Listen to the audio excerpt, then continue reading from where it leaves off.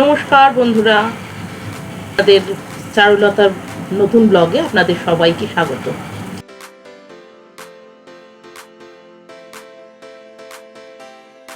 আজকে আমি আছি এখন পেহেলগামে। তো সকালবেলা ঘুম থেকে উঠেই ব্যালকনিতে চলে এসেছি। কি অসাধারণ যে তার সৌন্দর্য, সেটা জাস্ট আমি ভাষায় বর্ণনা করতে পারবো না। আমার পিছনেই উঁচু উঁচু পাহাড়, তারপরে পাইনের ঝাড়, সামনে লিডার নদী বয়ে যাচ্ছে। সে এক অসাধারণ দৃশ্য। সকালবেলা এরকম একটা দৃশ্য দেখা সত্যিই ভাগ্যের ব্যাপার। শ্রীনগর থেকে আসার পথে আমাদের কালকে অনেক রাত্রি হয়ে গেছিলো। শ্রীনগরে আমরা নেমেছি এয়ারপোর্টে মোটামুটি 1টা নাগাদ, 1টা পৌনে 2টো নাগাদ, মানে একটা ফ্লাইট ছিল।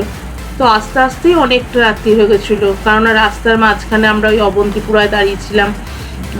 ওখানে হচ্ছে ওই ড্রাই ফ্রুটস দেখলাম, কি বলে, তারপরে ওই স্যাফরন ফিল্ড দেখলাম, আরও অনেক কিছু দেখে দুপুরে লাঞ্চ করে আস্তে আস্তে প্রায় সন্ধে হয়ে গেছিলো, মানে 7:30 8টা। তারপরে আমরা খানিকক্ষণ এখানকার মার্কেটেই দাঁড়িয়েছিলাম। মার্কেটে যদিও কালকে কিছু কেনাকাটা করিনি, এমনি দোকানগুলো দেখে খিদেও পেয়ে গেছিলো সবার। তো আমরা সেখানে বসেই একটু ওখানকার যে রেস্টুরেন্ট আছে সেখানে রেস্টুরেন্টে একটু খাওয়া দাওয়া করে একবারে রাত্রির ডিনার সেরে তারপরে আমরা এখানে এসেছি। তা আসতে বেশ অনেকটা রাত্রি হয়ে গেছিলো, 9টা 9:30টায় আমরা এখানে চেকিং করেছি। তো আজকে সকালে ঘুম থেকে উঠে এই দৃশ্য দেখে জাস্ট পাগল হয়ে যাওয়ার মতন অবস্থা।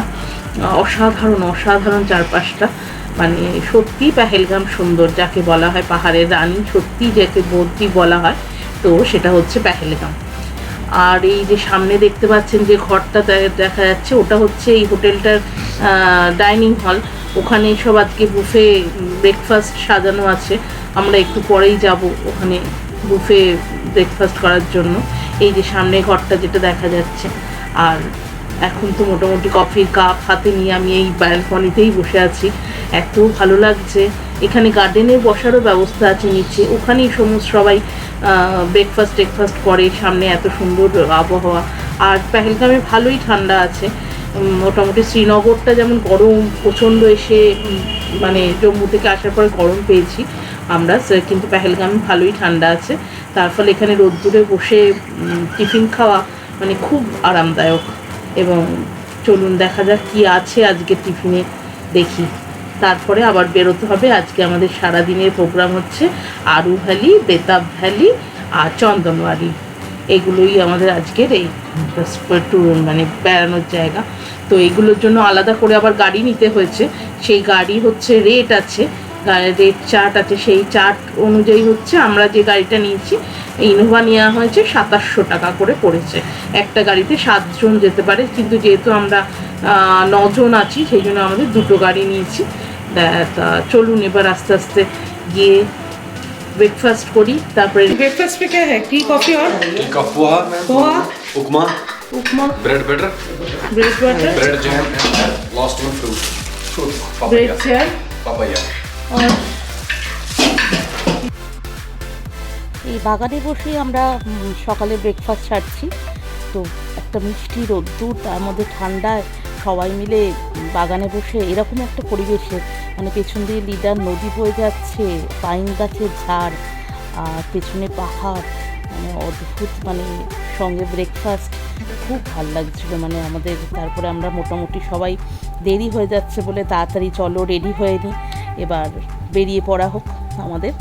তো আমরা বেরিয়ে পড়েছি। প্রথমে আমরা যাচ্ছি চন্দনওয়ারির দিকে, কারণ চন্দনওয়ারি একটা মধ্যিখানে একটা পয়েন্ট আছে, সেই জায়গা থেকে একদিকে রাস্তা চলে গেছে চন্দনওয়ারির দিকে, ওই পয়েন্ট অবধি আবার এসে আরেক দিকে হচ্ছে আরু ভ্যালি, মানে বেতাব ভ্যালিটা আগে পড়ে, তারপরে হচ্ছে আরু ভ্যালি।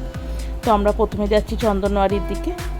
চন্দনওয়ারির দিকে রাস্তাটাও অসাধারণ, মানে আপনি শ্রীনগর থেকে কি বলে পেহেলগাম আসার মানে আসা পর্যন্ত এবং পেহেলগাম পুরোটাই মানে অদ্ভুত সুন্দর। মানে পেহেলগামের মতন সুন্দর বোধহয় কাশ্মীরে একটা জায়গাও নেই, এত সুন্দর কাশ্মীরের পেহেলগামটা। রাস্তাটা চারিদিকে মানে পাহাড়ের যে এত সৌন্দর্য, মানে পেহেলগাম না দেখলে মানে আপনি কাশ্মীরের অন্যান্য কোনো জায়গায় খুব একটা পাওয়া যায় না। তো পেহেলগাম আমার অদ্ভুত ভালো লেগেছে। সামনের পাহাড়টা দেখুন, মানে বরফ পড়ে রয়েছে পুরো।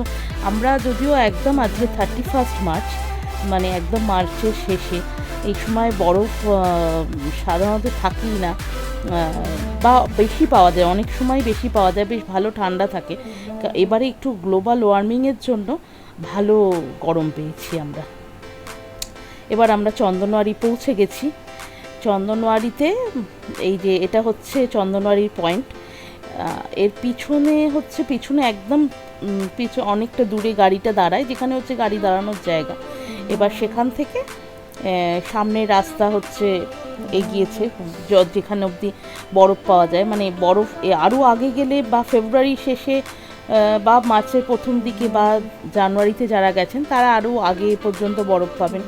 মানে আমরা বরফ অনেকটাই গলে গেছে, আমাদের বেশ খানিকটা হাঁটতে হয়েছে, তো হেঁটে হেঁটে হেঁটে হেঁটে গেছি। এই যে দেখুন দূরে বরফ পড়ে রয়েছে পুরো, ওই পয়েন্ট পর্যন্ত গেছি। এই যে সামনে দেখুন স্লেজ গাড়িগুলো, এই কী বলে আরু ভ্যালির স্লেজ গাড়িগুলো আমার ভীষণ ভালো লেগেছে, মানে বেশ বসবার একটা জায়গা আছে। অন্য জায়গার স্লেজ গাড়িগুলো কী হয়, বেশ মাটিতে নিচুতে বসতে হয়, তারপরে ওরা টানতে টানতে নিয়ে যায়। এইটার স্লেজ গাড়িটা বেশ সুন্দর, এইরকম এই বসার চেয়ার মতন। তো বসে ওটা 1000 টাকা করে চাইছিল, ওরা উঁচুতে একটা পয়েন্ট অবধি নিয়ে যায়। তো সেখানে আপনারা ওই মানে যার কাছে যা চায়, মানে কাশ্মীরে কোনো টাকা পয়সার নেই, মানে আপনার কাছে 2000ও চাইতে পারে, 3000ও চাইতে পারে, 5000ও চাইতে পারে, এবং আপনি যতটা বার্গেনিং করতে পারবেন। মানে কাশ্মীরের সব জায়গায় সব পয়েন্টে গাড়ি ভাড়া থেকে কোনো জিনিস কেনা কি কোনো মানে রাইড চড়া, মানে সবটাতেই এত পরিমাণ বার্গেনিং করতে হয়। তো সেখানে কিন্তু মানে সেটা ঠিক মতন আপনাদের করে নিতে হবে। ওই দেখুন স্লেজ ঠেলতে ঠেলতে নিয়ে যাচ্ছে, এত মানে আমার ভীষণ ভালো লেগেছে, কিন্তু এত ভয় পাচ্ছিলাম আমি, আর সেই জন্য চড়িনি। ছেলেকেও অনেকবার বললাম, যদিও সে ছেলেও চড়েনি। আর চারিদিকের বরফটা দেখুন, এবারে কি দারুণ বরফ পড়ে রয়েছে চারিদিকে, ভীষণ সুন্দর। মানে চন্দনওয়ারি প্লেসটা ভীষণ সুন্দর, মানে পুরো বরফ রয়েছে। এই চন্দনওয়ারি থেকেই হচ্ছে কি বলে অমরনাথ যাত্রার শুরু হয়। এইখান থেকে আপনাকে একটা নির্দিষ্ট পয়েন্ট এই অবধি আনবে, এনে তারপরে এখান থেকে অমরনাথ যাত্রা শুরু হয়।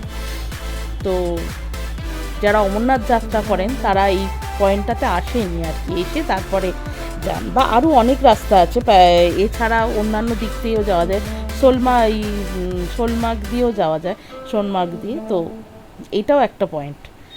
আমরা এখন আবার চন্দনওয়ারি থেকে বেরিয়ে পড়েছি সামনে অন্য পয়েন্টে বেতাব ভ্যালি যাওয়ার জন্য।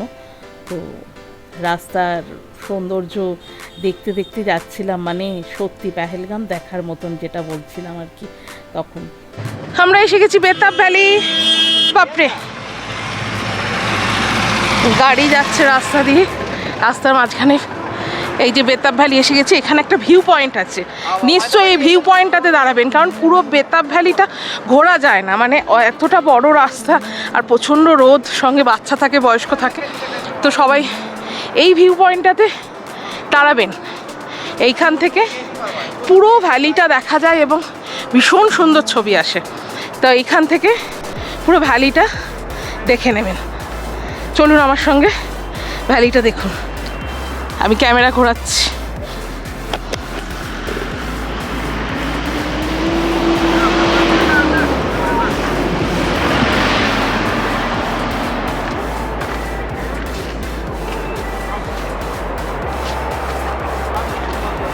এই দেখুন বেতাব ভ্যালির জন্য ওইখানে পার্কিং করবে।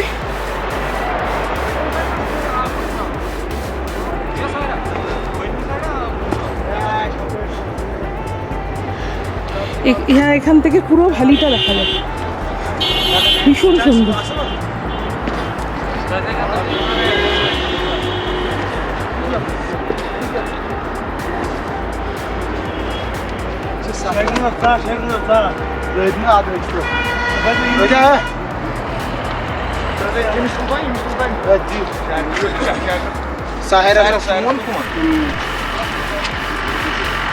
এই হচ্ছে বেতাব ভ্যালি। बताओ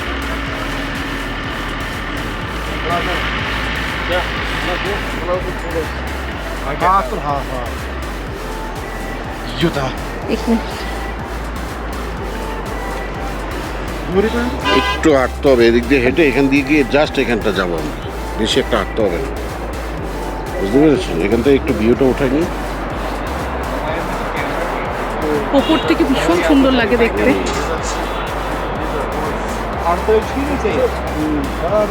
এটা হচ্ছে পুরো হচ্ছে বেতাব ভ্যালি।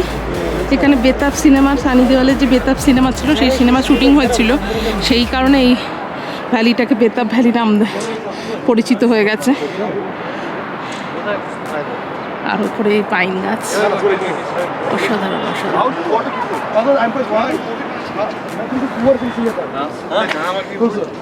আর এই হচ্ছে উপরে যাওয়ার রাস্তাটা।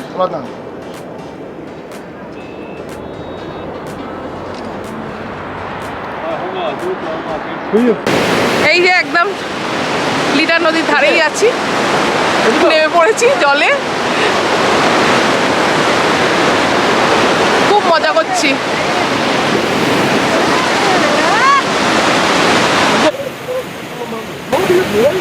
এই যে লিডার নদীর ধারে একদম চলে এসছি, পেছন থেকে বয়ে আসছে। দাঁড়াও দাঁড়াও, তুমি উঠো না।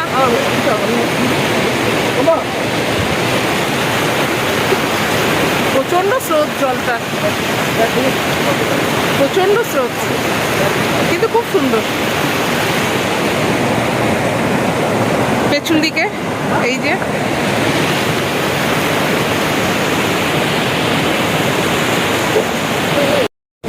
আমরা বেতাব ভ্যালিতে, সানি দেওয়াল সে সঙ্গে কে ছিল, নায়িকাটা কে ছিল, অমৃতা সিং, কে জানে, ওই হবে দুজনে শুটিং করছি বেতাব ভ্যালিতে, একদম লিডার নদীর ধারে। ওদিকটা ভ্যালি আছে, তো সবাই দেখুন বেতাব ভ্যালি সিনেমা দেখুন। বেতাব সিনেমাটা রিটেক হচ্ছে, আমরা দুজনে রিটেক করছি আরেকবার। ঠিক আছে, সবার দেখা হয়ে গেছে। এবার বেতাব সিনেমাটার পরে আর কিছু কমেন্টস থাকলে কমেন্ট বক্সে জানান, একদম জানাবেন, কিন্তু অবশ্যই জানাবেন। হ্যাঁ,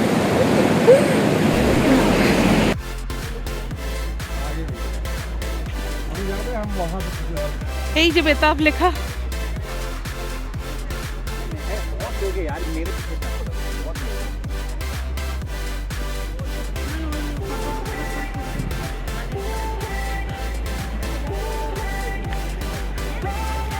এটা পুরোটাই ভ্যালি। ভেতর অব্দি এরকম স্লেজ গাড়ি করে নিয়ে যাচ্ছে, আবার নিয়ে আসছে, 500 টাকা করে নিচ্ছে। বেতাব ভ্যালি থেকে বেরিয়ে আমরা এখন আরু ভ্যালির দিকে যাচ্ছি। এখানে একটা অ্যামিউজমেন্ট পার্ক আছে, সেটাতে আপনারা যেতে পারেন, টিকিট কেটে ঢুকতে হয়, এবং ভেতরে নাকি প্রচুর হরিণ টরিণ আছে। আর এই লিডার নদীটাতে নামা যায় এখান থেকে, মানে একদম জলের ধারে, ওটা বর্ডার করা আছে। তো আপনারা এখানে ভেতরে ঢুকলে, এটা কোথাও আমাদের কেউ যেতে রাজি হলো না বলে আর যাওয়া হয়নি, মানে আমরা ভেতরে ঢুকিনি অ্যামিউজমেন্ট পার্কটা। তো এটা যেতে পারেন। আর এরপরে আমরা এখন যাচ্ছি একদম লিডার নদীর ধার দিয়ে, রাস্তাটা চলে গেছে আরু ভ্যালির দিকে। আরু ভ্যালির দিকে আমাদের রাস্তাটা, আরু ভ্যালির রাস্তাটাও ভীষণ সুন্দর, মানে সত্যি দেখবার মতন রাস্তাটা, অদ্ভুত সুন্দর, মানে পেহেলগামের প্রতিটা রাস্তাই ভীষণ সুন্দর। তো আমরা এখন আরু ভ্যালির দিকে যাচ্ছি। বেতাব ভ্যালিতে আপনাদের তখন বলা হয়নি, মানে বেতাব ভ্যালির এন্ট্রি ফি কিন্তু 100 টাকা করে লাগে, মানে বেতাব ভ্যালিতে ঢুকতে পার হেড এন্ট্রি ফি 100 টাকা করে লাগে। এই জায়গাটা হচ্ছে বজরঙ্গি ভাইজানের শুটিং স্পট, মানে আরু ভ্যালি যাওয়ার রাস্তাতেই পড়ে। এছাড়া এই স্পটটা ছাড়াও আরও খানিকটা আগে গিয়ে আরও আছে, মানে সেই জায়গাতেও বজরঙ্গি ভাইজানের শুটিং হয়েছিল। মানে এইটা হচ্ছে আরু ভ্যালির দিকটাতেই করেছিল। সলমান খান কোথায় ছিলেন, কোথায় টেন্ট করেছিলেন, সব ড্রাইভাররাই বলে দেয়। আর দূরে একটা ঝর্ণা জল পড়ছে, মানে এইগুলো সবই নাকি বজরঙ্গি ভাইজানের সিনে আরও ভালোভাবে ছিল এবং দেখানো হয়েছে। এই জায়গাটাতেই শুটিংটা হয়েছে, ওই পাহাড়ের ওপর দিয়ে যেখানে মুন্নিকে নিয়ে নামছে সেই জায়গাটা। তো এছাড়াও হচ্ছে এই সব যে রাস্তা চলে গেছে, এই সব রাস্তাতেও টেন্ট করে করে নাকি সলমান খান এবং তার টিম, মানে পুরো বজরঙ্গি ভাইজানের টিমেরা ছিল আর কি। এই আরু ভ্যালির রাস্তাতেই হচ্ছে শুটিংটা হয়েছে। শুধু বজরঙ্গি ভাইজান না, আরও অনেক মুম্বাই সিনেমার মানে বলিউডের প্রচুর সিনেমার শুটিং এই কাশ্মীরে হয়েছে আর কি। তো আগেকার দিনে তো প্রচুর সিনেমাই হতো, এখন অতটা হয় না, কিন্তু তাও মানে বর্তমান পরিস্থিতি আবার ভালো হয়ে যাওয়ার পরে, অনেকটাই ভালো হয়ে যাওয়ার পরে এখন আবার নাকি অনেক শুটিং হচ্ছে এখানে। ওখানকার ড্রাইভাররাই জানালেন। তো রাস্তাটা তো দেখতেই পাচ্ছেন, অসাধারণ, যাকে বলে অসাধারণ, মানে গেলে চোখ জুড়িয়ে যাবে, এত সুন্দর জায়গাটা কাশ্মীর। পুরো পাইনের ঝাড় দিয়ে আর মানে নদী বয়ে গেছে, তার উপরে পাহাড়ের রাস্তা। এসে গেছি আরু ভ্যালি। আরু ভ্যালিতে শুধু একটা ভ্যালি, আর এখানে আমরা একটু ম্যাগি খেলাম। এই যে কি দোকান আছে চলুন দেখতে থাকুন। এই যে শাল টালের দোকান হচ্ছে, ম্যাগি, মোমো আর ডিম টোস্ট এইসব পাওয়া যাচ্ছে, চিপস। কোনো একটা দুর্ঘটনাবশত আমার হাত লেগেই যাই হোক আমার এই আরু ভ্যালির ক্লিপটা ডিলিট হয়ে যায়, তার ফলে আরু ভ্যালির কোনো ছবি আমার কাছে নেই, তার ফলে আমি দিতে পারলাম না। খুব দুঃখিত, মানে আমার নিজেরই এত খারাপ লাগছে। যাই হোক, তো এইখানে আমরা এই মার্কেটে ঢুকেছিলাম। এর পরের ব্লগে আপনারা আমার মার্কেট প্লেসের মানে দেখবেন কি কোথায় কি দাম, কোথায় কিনবেন, কোথায় কীরকম কী জিনিস পাওয়া যায়। তো সেটা দেখার জন্য আমার পরবর্তী ব্লগে দেখবেন। আর আমার আগের ব্লগগুলো নিশ্চয়ই দেখেছেন, যদি না দেখে থাকেন একবার গিয়ে নিশ্চয়ই দেখে আসবেন। আর আমার সাথে প্রতিটা ব্লগে থাকবেন, আপনারা আশা করছি আপনাদের ভালো লাগবে। তো কাশ্মীর সম্পর্কে যতটুকু তথ্য আমার কাছে ছিল বা আছে বা রয়েছে আমার কাছে, আমি সেইটুকুনি আপনাদেরকে দেওয়ার চেষ্টা করছি। তো ভালো লাগলে একটা লাইক, কমেন্টস এবং শেয়ার তো করেই দেবেন একটু, তাহলে আমি আরও একটু উৎসাহ পাই পরবর্তী ব্লগগুলো আরও ভালো করে করবার জন্য। তো আজকের মতন ব্লগটা এখানেই শেষ করলাম। সবাইকে অনেক ভালোবাসা চারুলতার সঙ্গে থাকার জন্য। চারুলতার প্রতিটা ব্লগে আপনাদের স্বাগত।